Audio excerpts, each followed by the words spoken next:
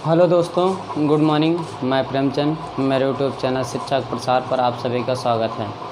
दोस्तों, आज हम लोग गति के नियम के बारे में क्या करेंगे, अध्ययन करेंगे।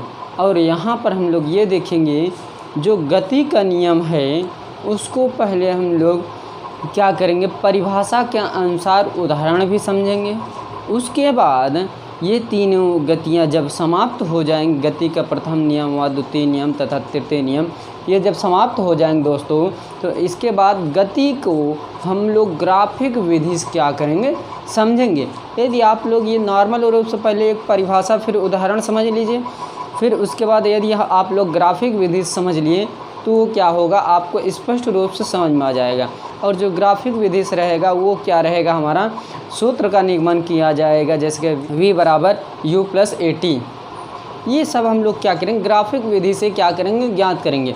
यदि देखा जाए दोस्तों, यदि नॉर्मल रूप से देखा जाए तो ये क्लास 9th में दिया गया था कि यदि हम इसको गति को परिभाषा के अनुसार और उदाहरण के अनुसार इसके सूत्रों का निगमन किया जाए तो वो क्लास 9th में दिया गया है। यदि यहाँ पर देखेंगे तो परिभाषा व उदाहरण अलग समझेंगे और ग्राफिक विधि से सूत्र का निगमन अलग विधि से क्या करेंगे, समझेंगे।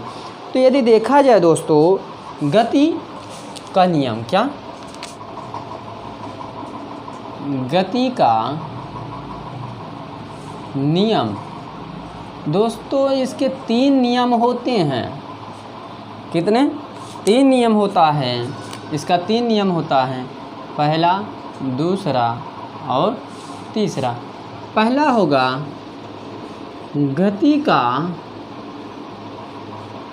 प्रथम नियम, दूसरा होगा गति का द्वितीय नियम और तीसरा हो जाए गति का तृतीय नियम। दोस्तों, तो ये 3 नियम आपको अध्ययन करना और विस्तार रूप से अध्ययन करना है दोस्तों। तो यदि इसको देखा जाए दोस्तों, पूर्ण रूप से और डीप रूप से अध्ययन किया जाए तो इसके बारे में सबसे पहले जो इनके आधार पर, जैसे न्यूटन, इनके बारे में पूर्ण रूप से क्या किया, समझाया और गति का प्रतिपादन किया, ये सभी क्या किए, बताएं। लेकिन इनसे पहले एक वैज्ञानिक थे, उनका नाम था गैलीलियो या गैलीली, क्या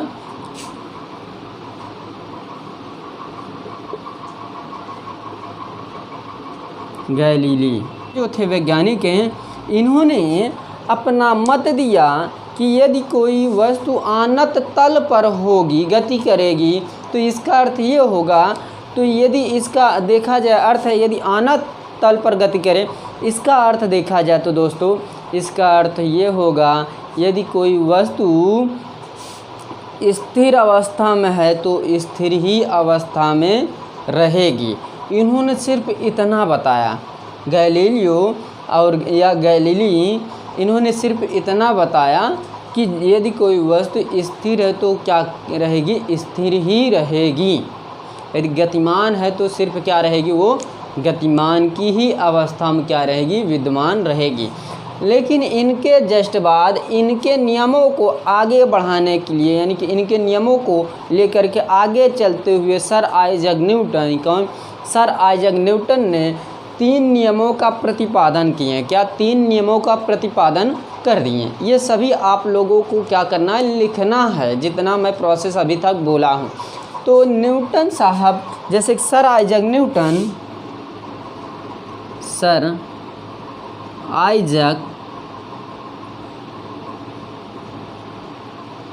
न्यूटन साहब ने, इन्होंने इनके विचारों को आगे लेकर चलना प्रारंभ कर दिया और आगे चलते चलते इन्होंने 3 नियमों का प्रतिपादन कर दिया। पहला गति का प्रथम नियम, दूसरा गति का द्वितीय नियम, तीसरा गति का तृतीय नियम। 3 नियमों का क्या किए, प्रतिपादन कर दिया। और इन्होंने पहले नियमों में कुछ ऐसी विशेषता दी जिनके आधार पर हम लोग कह सकते हैं कि ये गति का प्रथम नियम है। तो यदि ये देखा जाए दोस्तों, जैसे कि इसको जो है गति का प्रथम नियम, इसको मैं ऐसे ही समझा दे रहा हूँ, और जो ये सब हैं इनको हम लोग लिख कर के भी समझ सकते हैं। इनकी विशेषता ये है कि इनमें ज़्यादा क्या है, प्रोसेस लिखा गया है, और इसमें थोड़ा सा लिखा गया है ना का बराबर, ज़्यादा है नहीं, लेकिन मैं उसको बहुत विस्तार रूप से समझाने की कोशिश करूँगा। तो आपको ये ध्यान देना है, जैसा कि इन्होंने पहले अपने नियम में ये कहा कि यदि कोई वस्तु गतिमान है तो वह गतिमान की ही अवस्था में रहेगी। यदि कोई वस्तु गतिमान है तो वह गतिमान की ही अवस्था में क्या करेगी, रहेगी। तथा यदि कोई वस्तु विरामावस्था में तो वह क्या करेगी, विरामावस्था में ही रहेगी, जब तक इन पर क्या किया जाए, कोई बाह्य बल लगा करके इनकी अवस्था में क्या परिवर्तन न कर दिया जाए। ये गति का पहला नियम है दोस्तों, इसको आप लोग ध्यानपूर्वक पढ़िएगा। मैं पुनः एक बार बता देता हूँ। इन्होंने ये बताया कि यदि कोई वस्तु गतिमान की अवस्था में है तो वह गतिमान की ही अवस्था में रहेगी, तथा यदि कोई वस्तु विरामा की अवस्था में है तो वह विरामा की अवस्था में रहेगी, जब तक उस पर कोई बाह्य बल लगा करके उसकी अवस्थाओं में क्या किया जाए, परिवर्तन ना किया जाए। ये गति का क्या है, प्रथम नियम है दोस्तों। इसको आप लोग क्या करिएगा, ध्यानपूर्वक समझिएगा, तब उसके बाद अपने नोट्स में क्या करिएगा, लिखिएगा। यदि इसी के आगे देखा जाए दोस्तों, इसके आधार पर कुछ उदाहरण है, उदाहरण के आधार पर हम लोग क्या करेंगे, जड़त्व देखेंगे कि जड़त्व किसे कहते हैं और जड़त्व कितने प्रकार होते हैं, किस लिए गति के प्रथम नियम में ही जड़त्व के बारे में क्या किया जाता है, समझा जाता है। तो यहाँ पर यदि उदाहरण देखा जाए दोस्तों, उदाहरण, तो उदाहरण में तुम लोग समझ सकते हो बच्चों। उदाहरण में आप लोग ये देख सकते हैं दोस्तों, जैसे कि मान लीजिए कि यदि इसको समझाया जाए उदाहरण में, तो उदाहरण में आप लोग इस प्रकार समझिए। यदि कोई एक बॉल ले लीजिए, फुटबॉल लीजिए कि बड़ी रहेगी, उसको क्या करिएगा आप लोग ज़मीन पर क्या करिएगा, फेंकिए, यानी कि उसको लुढ़का दीजिए गेंद पर, ज़मीन पर। एक फुटबॉल लीजिए, उसको ज़मीन पर क्या करिए, लुढ़का दीजिए। वो आगे जाकर क्या होगी, उसकी गति में क्या होगा, परिवर्तन होगा, अर्थात उसकी गति यदि मान लीजिए कि चल रही हो तो आगे चल के धीमी हो जाएगी, या आगे जाकर रुक भी सकती है। क्यों, इतनी बात क्लियर। तो ये जो है दोस्तों, ये रुकना या धीमा होना, इसका क्या कारण है, इसका ये कारण है कि इसके विपरीत दिशा में घर्षण बल क्या कर रहा है, कार्य कर रहा है। क्या, घर्षण बल कार्य कर रहा है। यदि यही घर्षण बल फुटबॉल में से या फुटबॉल पर से हटा लिया जाए तो क्या वस्तुएं निरंतर क्या अनंत तक गति करेंगी। जाहिर सी बात है कि यदि घर्षण बल हटा लिया जाए फुटबॉल व पृथ्वी के मध्य से, तो वो अनंत तल तक क्या करेगी, गति करेगी। ये आप लोग क्या करिए, एग्जाम्पल पे लिख लीजिएगा, जैसे हम लिख सकते हैं। और आप लोग ये भी लिख सकते हैं, यदि कोई ट्रेन पर से कोई यात्री, चलती हुई ट्रेन पर से, ये भी एग्जाम्पल आप लोग ले सकते हैं। यदि कोई यात्री चलती हुई ट्रेन या बस से उतरता है तो वह कुछ देरी तक या कुछ समय तक ट्रेन के साथ कूदेगा, तो ट्रेन के साथ गति करेगा, कुछ समय के लिए दौड़ेगा। या बस के साथ या कोई भी वैन हो, उसके यदि गति की अवस्था में से यदि वो उतरेगा तो वो बस के साथ कुछ दूरी या कुछ पल के लिए, कुछ समय के लिए क्या करेगा, उसके साथ दौड़ते हुए आगे जाएगा। तब उसकी गति में क्या होगा, परिवर्तन होगा। जब वो चलती बस से उतरेगा तो वो भी बस के साथ क्या करेगा, रेंगते हुए या दौड़ते हुए आगे चलेगा। लेकिन क्या वो निरंतर दौड़ता ही रहेगा, नहीं, वो आगे चल के क्या होगा, धीमा हो जाएगा। धीमा क्यों हो रहा है, इसलिए उसको पैरों और पृथ्वी के विपरीत दिशा में क्या हो रहा है, एक घर्षण बल कार्य कर रहा है, जिसके कारण वो क्या हो रहा है, धीमी गति से, पहले तीव्र गति से चल रहा था, जब बस से उतरा तो धीमे धीमे जाकर को आगे जाकर क्या किया, रुक गया। ये किसके कारण होता है दोस्तों, घर्षण बल के कारण। ये आप लोग सभी लोग लिख लीजिएगा और समझ लीजिएगा, इसलिए ये सब पॉइंट बहुत ही इम्पॉर्टेंट हैं। इतनी बात क्लियर दोस्तों। अब हम लोग चलते हैं जड़त्व पर, देखते हैं जड़त्व क्या होता है दोस्तों। देखिएगा, इसको भी समझिए।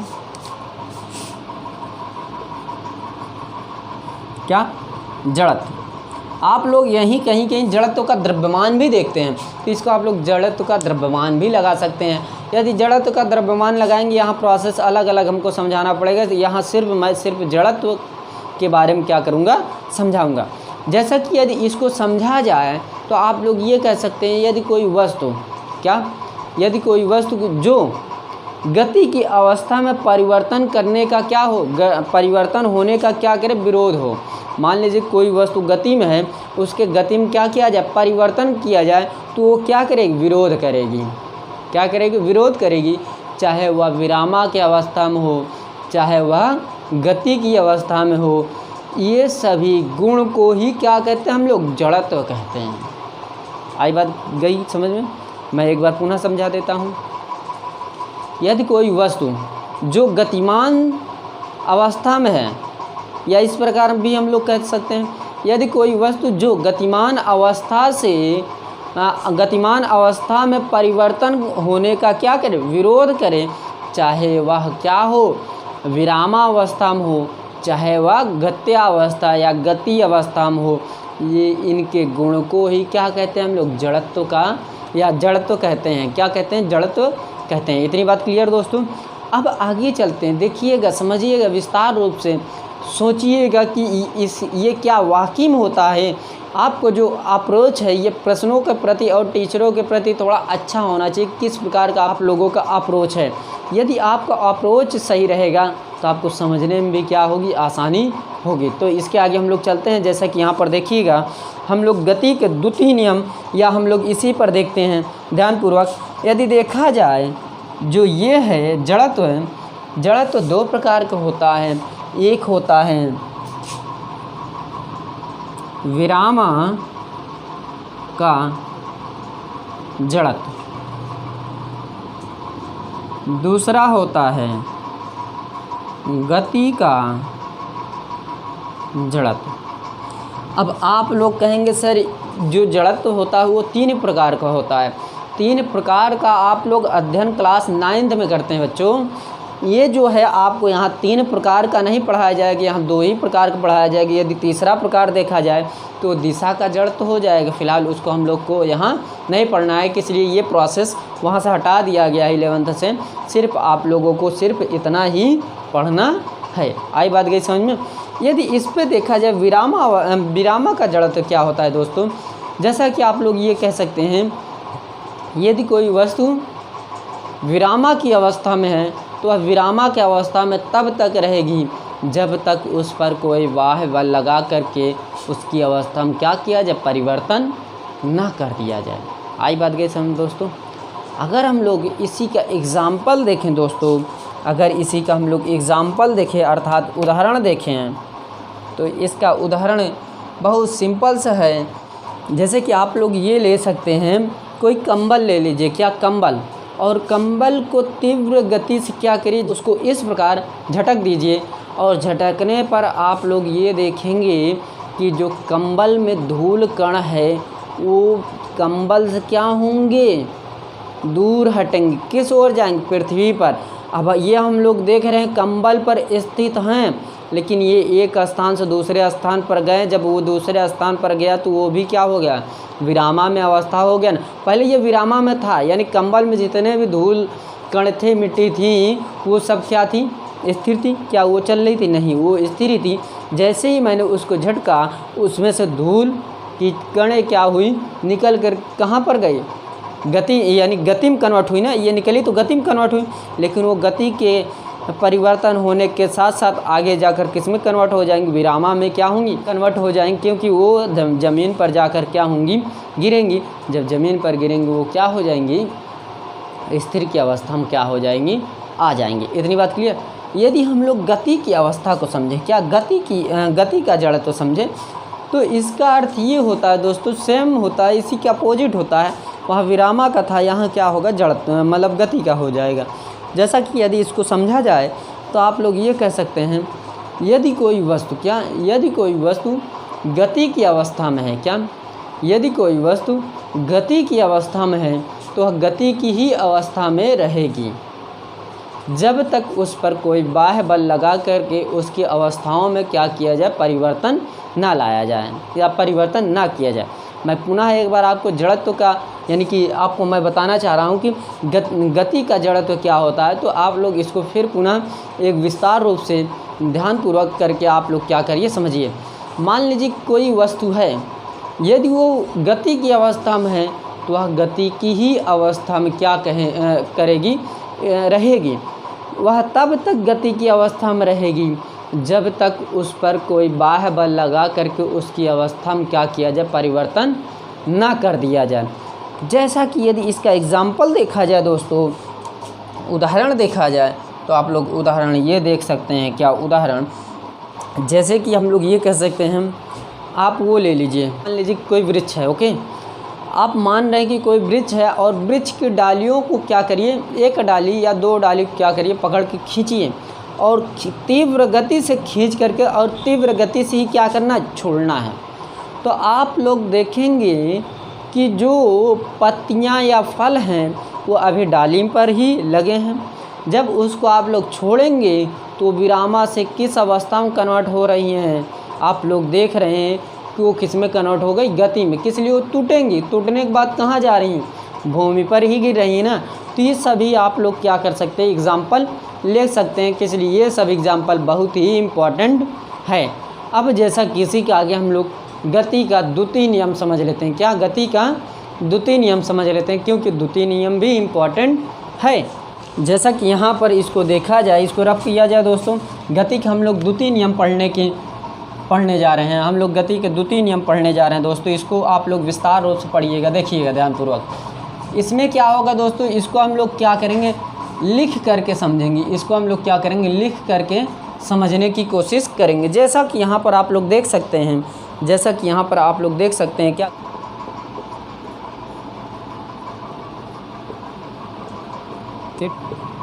नियम। तो यहाँ पर क्या होगा दोस्तों, यदि यहाँ पर देखा जाए दोस्तों, तो यहाँ पर होगा, देखिएगा, समझने की कोशिश करिएगा। जब किसी वस्तु पर बल लगाते हैं, क्या करते हैं, बल लगाते हैं, तो वस्तु में क्या, वस्तु की गति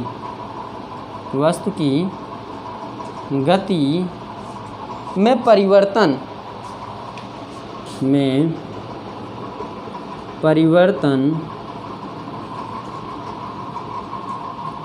हो जाता है।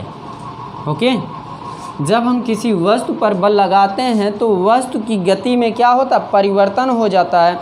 गति में परिवर्तन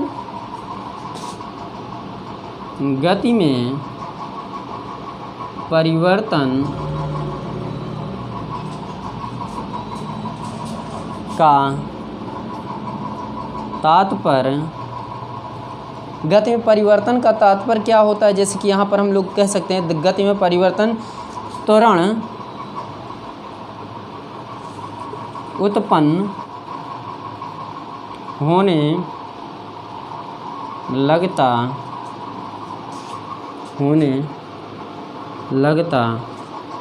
है, या इस प्रकार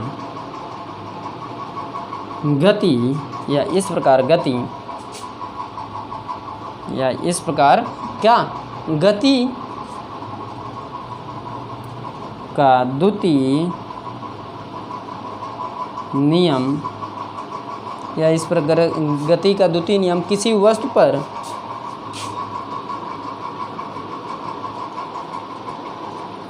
पर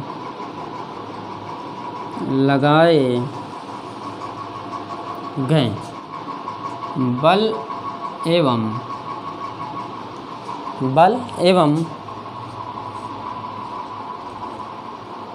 उसमें क्या, बल एवं उसमें उत्पन्न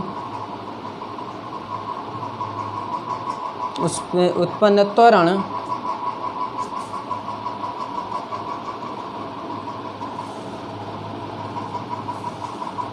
त्वरण में संबंध को प्रदर्शित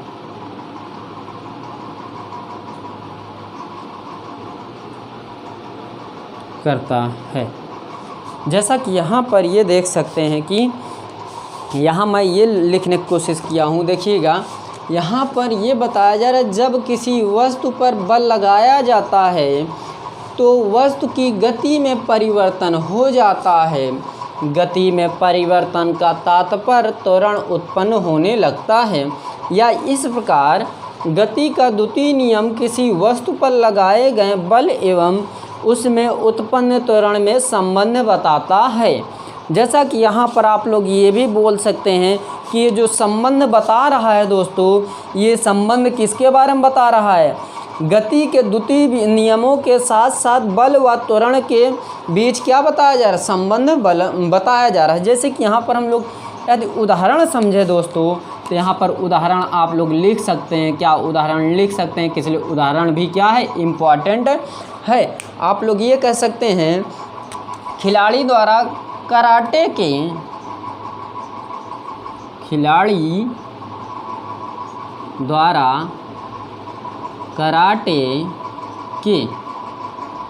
के खेल, किसमें? कराटे खेल में बताया जा रहा है। किसमें? कराटे खेल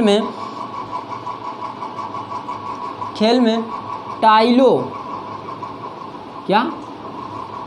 टाइलो के समूह को एक ही बार में तोड़ना, ये क्या है? एग्जाम्पल है। यदि यहीं पर गति के तृतीय नियम समझाया जाए दोस्तों, उसको भी समझ लेते हैं। इसको रफ किया जाए दोस्तों।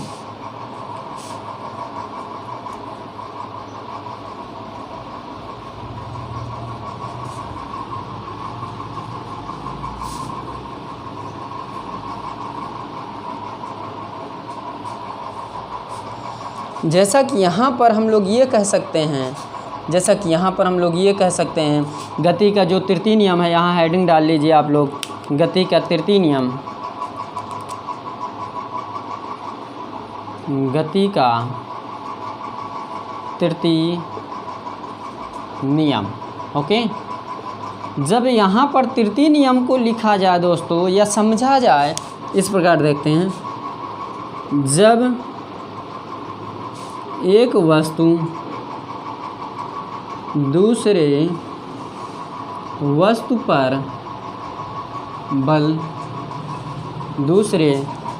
पर बल क्या करती है? लगाती है।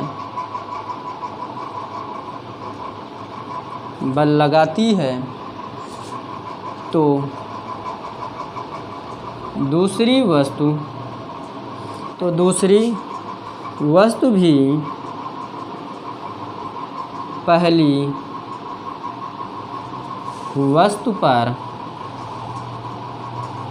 वस्तु पर उतना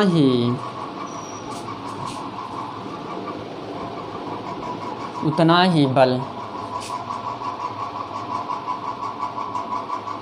विपरीत पहली जो दूसरी वस्तु पर बल लगेगा। जैसे कि इसको हम लोग देखें, जब एक वस्तु दूसरे वस्तु पर बल लगाती है तो दूसरी वस्तु भी पहली वस्तु पर उतना ही बल विपरीत दिशा में लगाती है। विपरीत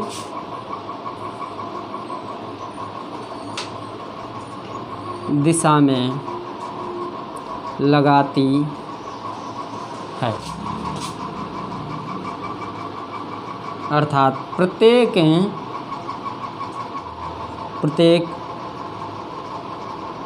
क्रिया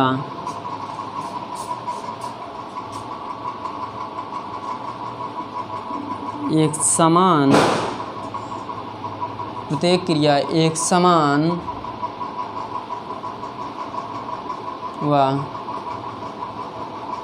विपरीत दिशा प्रति क्रिया होती है। जैसा कि यहाँ पर क्रिया व प्रतिक्रिया के बारे में बताया जा रहा है दोस्तों, पहले हम लोग एक बार देख लेते हैं जो लिखा गया है। इसमें ये बताया जा रहा है, जब एक वस्तु दूसरे वस्तु पर बल लगाती है तो दूसरी वस्तु भी पहली वस्तु पर उतना ही बल लगाएगी, उतना ही बल विपरीत दिशा में क्या करेगी, लगाएगी। अर्थात प्रत्येक क्रिया एक समान व विपरीत दिशा में प्रतिक्रिया होती है।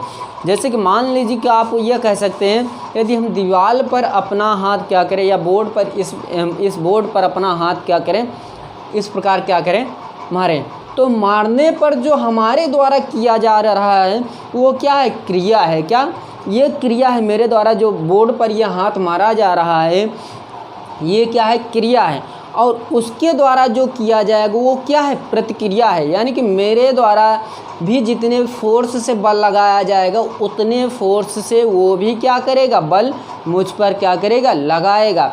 यही क्रिया व प्रतिक्रिया है। जैसे कि मान लीजिए कि यहाँ जब मेरे द्वारा कार्य किया जाएगा वो क्या है, क्रिया है, जब उसके द्वारा कार्य किया जाएगा वो क्या है, प्रतिक्रिया है। वही इसमें बताया गया है, क्रिया व प्रतिक्रिया एक दूसरे क्या होगा, विपरीत व समान रहेगा, जो प्रतिक्रिया के रूप में होती है। वही इसमें बताने की कोशिश मैं किया हूँ लिख करके। वो भी फिर वैसे तो मैं ऐसे ही बता सकता था, लेकिन लिखने में आपको ये सामने स्पष्ट दिखाई देता रहेगा कि सर जो लिखे हैं उसी के अकॉर्डिंग क्या किए हैं, समझाएँ हैं। इतनी बात क्लियर।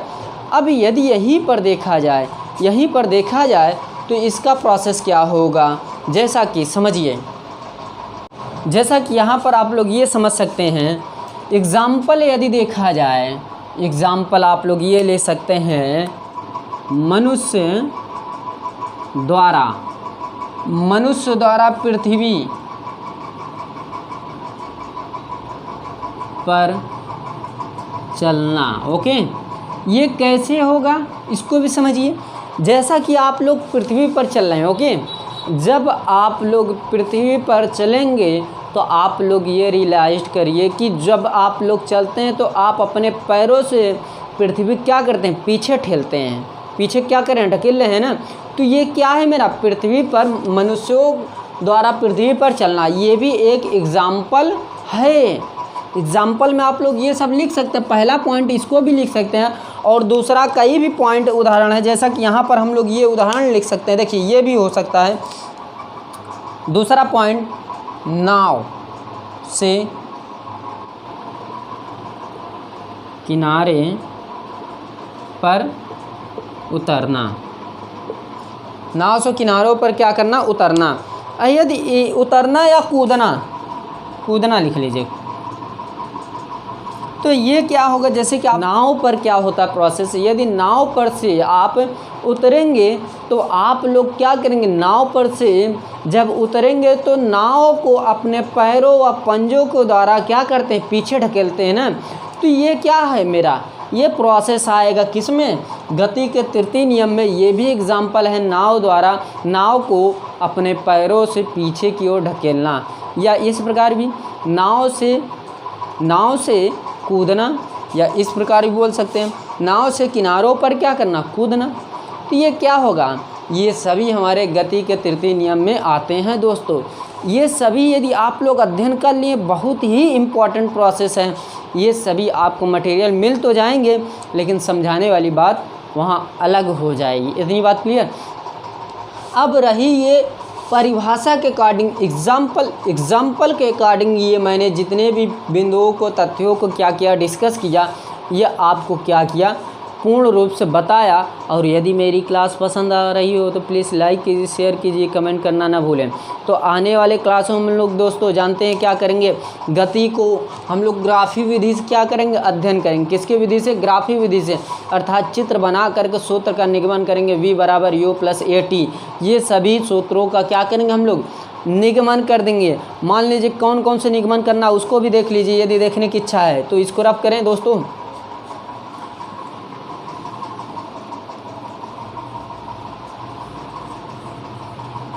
तो यहाँ पर आप लोग लिख सकते हैं दोस्तों, पहला है क्या, V = U + AT, राइट।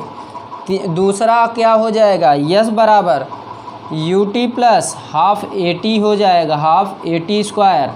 और तीसरा जो है दोस्तों, तीसरा जो है बहुत ही इम्पोर्टेंट, इसको आप लोग ध्यानपूर्वक पढ़िएगा। तीसरा जो है दोस्तों v² बराबर u² प्लस 2as, ये तीनों नियमों का क्या करना है, हमको अध्ययन करना है, ये तीनों सूत्रों का निगमन करना है। इसको आप लोग ध्यानपूर्वक पढ़िएगा, ये तीनों बहुत ही इम्पोर्टेंट है। उम्मीद है कि एक ही क्लास में कोशिश करेंगे पूरा समझाने की। यदि मान लीजिए नहीं समझ में आया तो उसको 2 क्लासों में क्या करेंगे, कन्वर्ट कर देंगे। तो दोस्तों आज क्लास हम लोग यहीं पर समाप्त करते हैं। यदि मेरी क्लास पसंद आ रही हो तो प्लीज़ लाइक कीजिए, शेयर कीजिए, कमेंट करना ना भूलें। थैंक यू वेरी मच, धन्यवाद दोस्तों।